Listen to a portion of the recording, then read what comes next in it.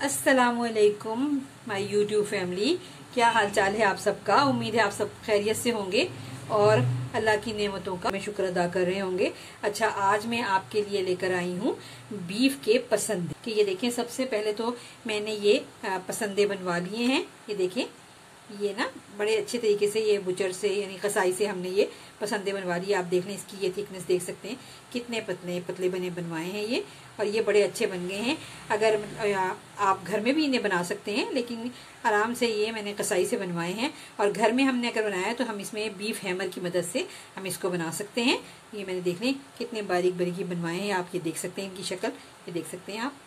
और इसमें 1 table spoon जो है ये खशखाश जाएगा।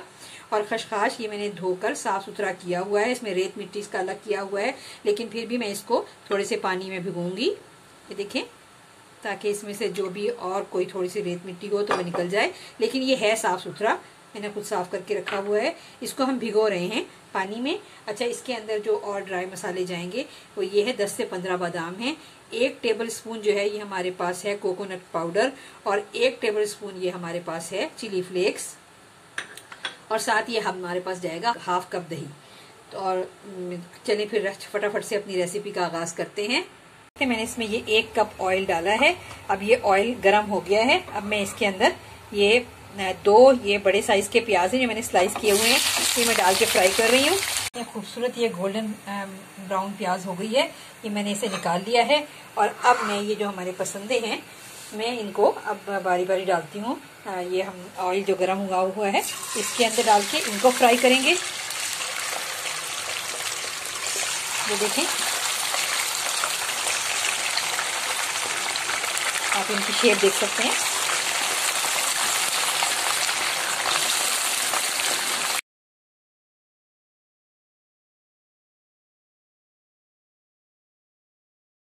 गोश्त के अंदर जो अपना मॉइस्चर या अपना पानी होता है वो ड्राई हो रहा है, और साथ साथ ये डीप फ्राई हो रहे हैं, और कितने अच्छे डीप फ्राई हो रहे हैं। इसके अंदर हम ये तमाम मसाले शामिल करेंगे, ये जो मैंने आपको बताए थे मसाले, और साथ ही मैं इसमें ये लहसुन अदरक शामिल करूंगी। और इसको इतना भूनूंगी कि ये लहसुन अदरक का पानी जरा इसमें खुश्क हो जाए। ये देखें, ये लहसुन अदरक और मसालों के साथ ही ये अभी भुनने की तरफ आ रहा है। साथ ही हम इसके अंदर ये जो हमने फ्राई प्याज किया था ये भी शामिल कर देते हैं। ये आप देख सकते हैं कि तमाम मसाले भुन गए हैं और लहसुन अदरक का पानी भी खुश्क हो गया है, और गोश्त ने भी ये ऑयल छोड़ दिया है। अब इसके अंदर हम 1 से 2 गिलास पानी शामिल कर रहे हैं।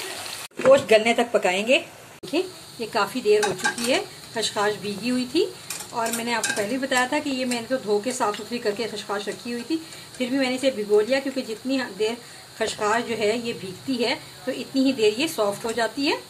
तो अब हम इस खशखाश को देख लेते हैं कि अगर इसमें थोड़ा बहुत कंकर मिट्टी पत्थर होगा तो पता लग जाएगा हमें। ये देखें, बिल्कुल भी कुछ नहीं है, ये साफ सुथरा है। मैं दोबारा आपको थोड़ा सा तो रह गया है, करके दिखाती हूँ आपको।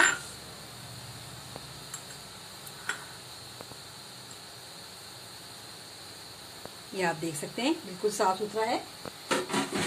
अब इस खशखाश को और इन तीनों चीज़ों को, ये जो हमारे पास है नारियल का पाउडर है, बादाम है और चिली फ्लेक्स हैं, इनको हम मिक्सी के जार में डाल के बारीक पीस लेते हैं।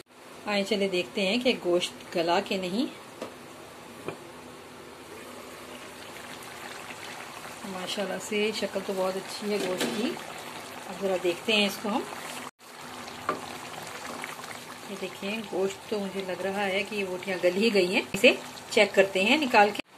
ये देखिए, मैंने गोश्त निकाल लिया है। मैं कांटे की मदद से देख रही हूँ कि ये गोश्त गला है कि नहीं गला। ये देखिए आप सामने बिल्कुल ये अलग हो रहा है गोश्त।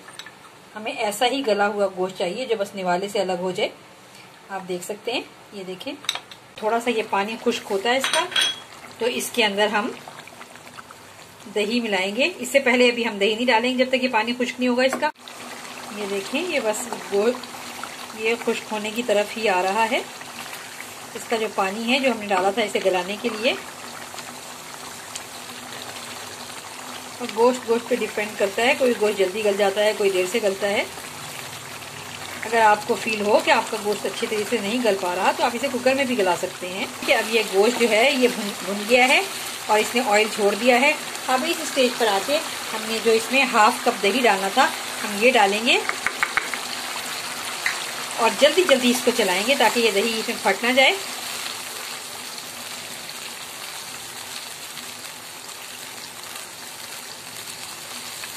क्योंकि अब ये क्या आप देख सकते हैं ये दही का पानी भी खुश्क हो गया है।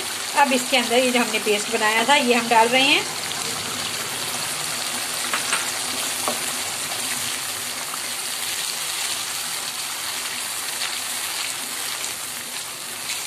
और इसकी भी हमने अच्छी तरह भुनाई करनी है क्योंकि खशखाश की भी एक अपनी हल्की सी महक होती है जो कि अच्छी तरह भुनाई करने से ही जाती है।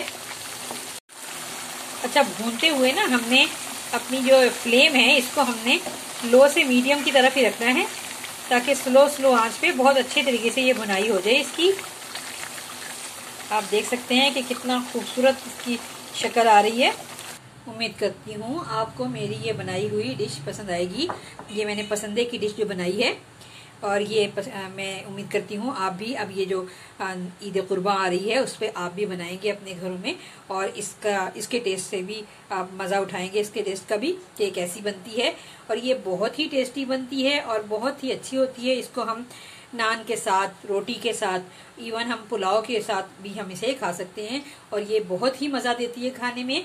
ये क्योंकि ये बहुत ज़्यादा पसंद की जाती है डिश तो इसीलिए इस डिश का नाम जो है वो पसंदे की डिश पड़ गया है। और ये डिश बहुत ही अच्छी है। उम्मीद करती हूँ आप भी अपने घरों में बनाएंगे और इससे खा के लुत्फ़अंदोज़ होंगे, आपको भी मज़ा आएगा खाने में। और अगर आपको खाने में मज़ा आए इसको बनाकर तो आप मुझे अपनी दुआओं में याद रखें और मेरे चैनल को सब्सक्राइब करें, मेरे चैनल को लाइक करें और शेयर करें और बेल आइकन दबाना ना भूलें। और क्योंकि आपका बेल आइकन दबाना या आपका मेरे चैनल को लाइक करना, सब्सक्राइब करना जो है ये मुझे और हिम्मत देता है कि मैं नई आपके लिए वीडियोस बनाऊं। जैसे कि मैंने ये रेसिपी बनाई है ख़ास ईद कुर्बान की आमद की वजह से।